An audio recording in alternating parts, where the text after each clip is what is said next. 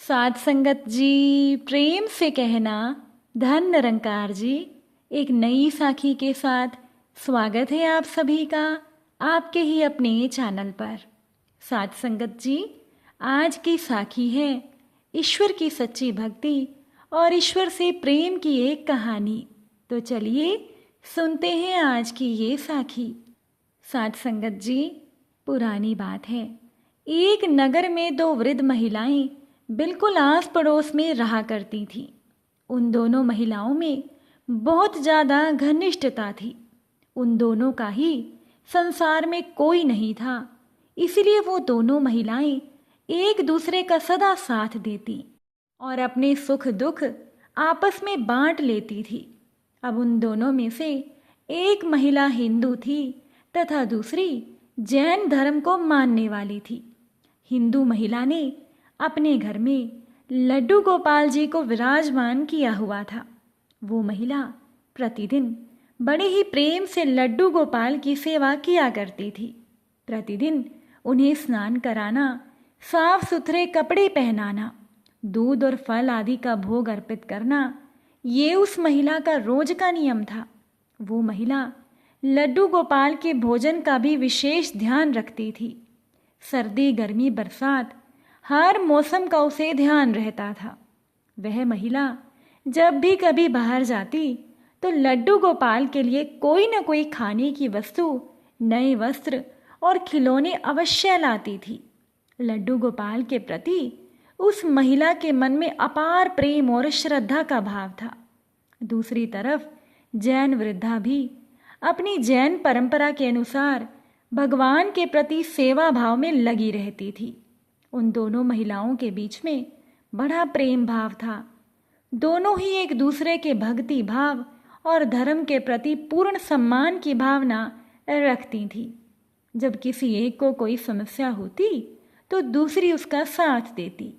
दोनों ही महिलाएं स्वभाव से बहुत सरल और सज्जन थीं। साध संगत जी, भगवान की सेवा के अतिरिक्त उनका जो भी समय शेष होता था वह दोनों एक दूसरे के साथ ही व्यतीत करती थी। अब एक बार हिंदू वृद्धा को 1 महीने के लिए तीर्थ यात्रा का मौका मिला। उसने अपनी सहेली से भी साथ चलने को कहा, लेकिन वृद्धावस्था के कारण, अधिक ना चल पाने के कारण जैन वृद्धा ने अपनी विवशता प्रकट कर दी।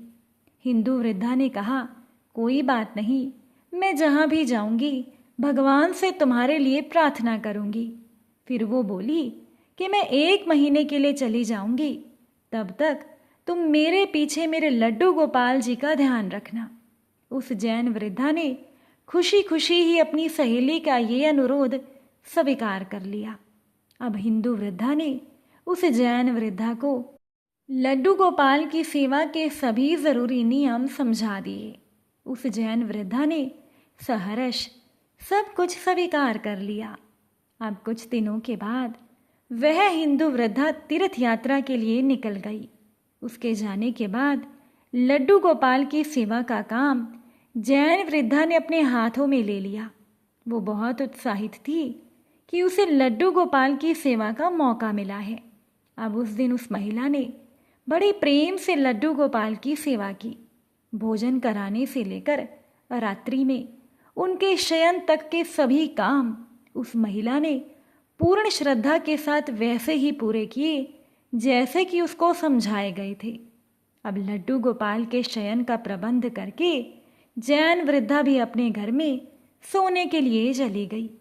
अब अगले दिन प्रातः जब वह वृद्धा लड्डू गोपाल की सेवा के लिए हिंदू महिला के घर पहुंची तो उसने सबसे पहले लड्डू गोपाल को स्नान कराने की तैयारी की।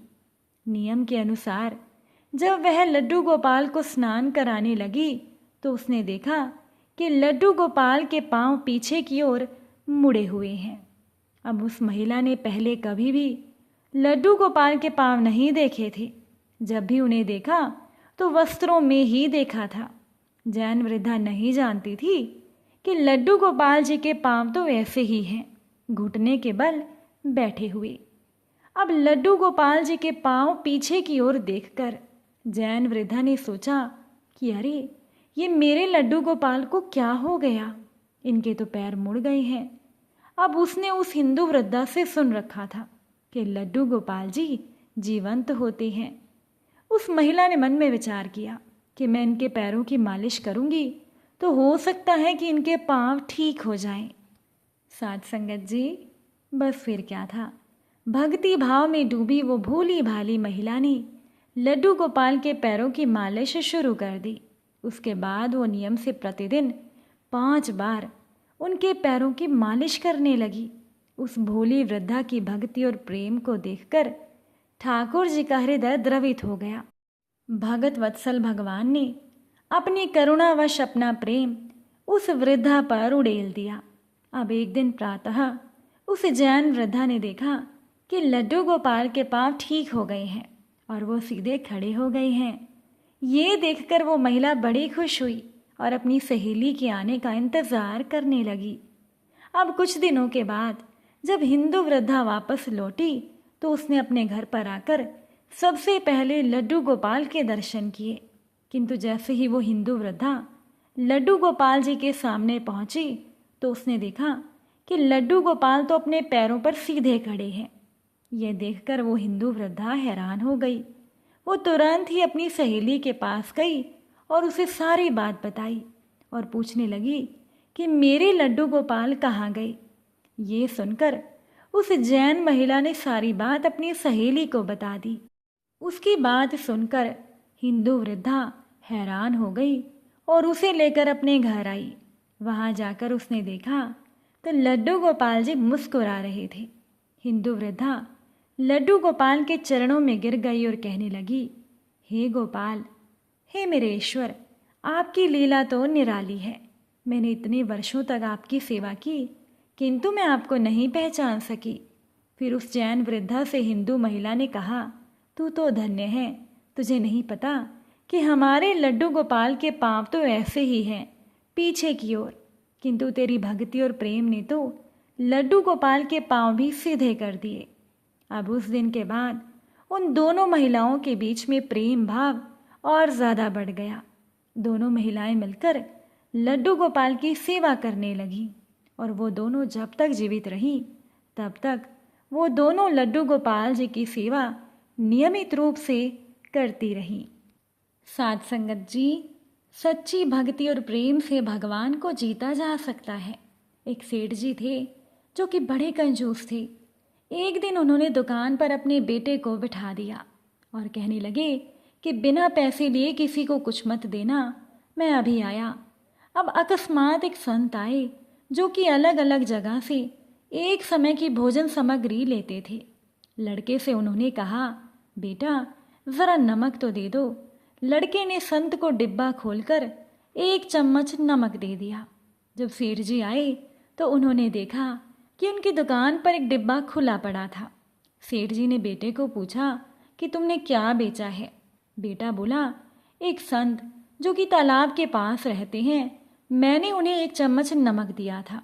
अब ये सुनकर सेठ का माथा ठनका। वो बोले, अरे मूर्ख, इसमें तो जहरीला पदार्थ है। अब सेठ जी भागकर संत के पास गए। तब तक संत भोजन बनाकर भगवान का भोग लगाकर खाने की थाली लेकर बैठ चुके थे।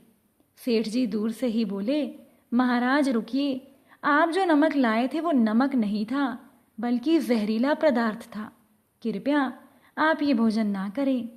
संत जी बोले, भाई हम तो प्रसाद लेंगे ही, क्योंकि हमने भगवान को भोग लगा दिया है।